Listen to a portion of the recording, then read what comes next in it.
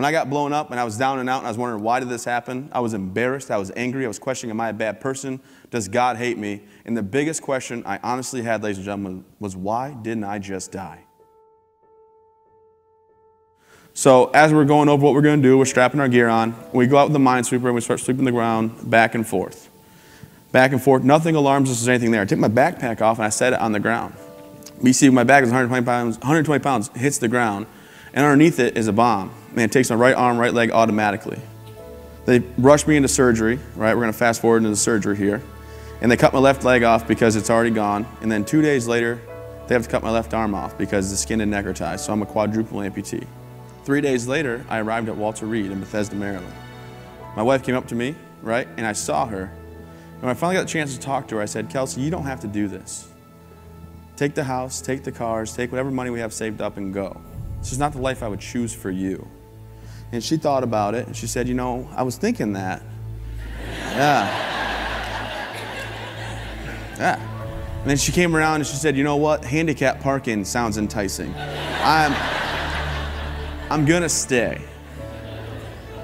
But if you can imagine, she actually at 23 and I'm 25 and our daughter's 6 months old said, you know what? I'm gonna be here. We're gonna get through this together. So I'm at Walter Reed and I'm trying to recover. I had to find motivation, but I find motivation in my wife and my daughter. And all of a sudden, there's a brotherhood at Walter Reed. A robot walked into my room. And the first thing out of this guy's mouth was, hey man, welcome to the club. I said, I don't want to be in your club. He said, kind of late now, don't you think? I said, oh, you got me there. And his name was Todd Nicely. He showed me that with hard work and determination, I could walk again, drive again. He said, I'm the second ever quadruple amputee, you're the fourth. And two things went off. Number one, this guy showed me the way that I can get better. I can still be there for my family. And number two, he's a Marine. And if a Marine can do it with how dumb they are, you know, I can easily, because I'm in the Army, I'm obviously brilliant. So the things I wanted to accomplish, I wanted to be able to feed myself again. I wanted to be able to pick a fork up and put food in my mouth. You see, I couldn't do that for 5 weeks. At 5 weeks, I was out of my recovery stage enough where I was healed up and I could grab a fork. I also was tired of sitting in a wheelchair. I thought, you know what, I want to be able to walk again. So 7 weeks and 4 days into my recovery, I took my very first steps at Walter Reed. It was very painful, it was not easy. And as I was walking around the track, they said, you'll walk 1 lap today. And I went ahead and walked 3 laps that day. And when I got done, I sat down, took a breather, and realized this could be something that I do.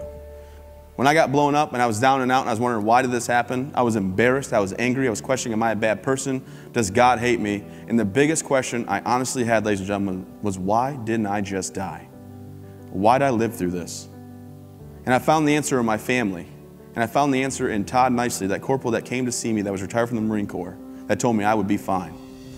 So I decided I was going to talk to everybody I could that was at that hospital. So I'd go up and I would say hi. And I'd say, hey, I'm Travis, you're gonna be fine. Same message Todd gave me from that experience. I don't think my problems outweigh anybody else's. I am fortunate to live in a nation where I can wake up in the morning with no arms, no legs, strap my legs on, right? Throw my arm on, walk downstairs. Well, it's not true, I have an elevator, but go in the elevator and go out and live life to the fullest. Take my wife and my daughter wherever we wanna go. The 2 life lessons that I have learned that I want you to go and pass along to everybody that you meet, that you work with in the medical field, is number 1, don't dwell on the past. I learned that because when I was sitting in my hospital bed, closing my eyes and wishing that this did not happen, I realized you're not going to change the past. I can't change what happened yesterday, and I can't change what happened 6 years ago in Afghanistan. So I reminisce the 25 great years I had with legs and arms, and I've had 6 pretty great years without it. And the next thing I will tell you, I can't always control my situation, but I can always control my attitude.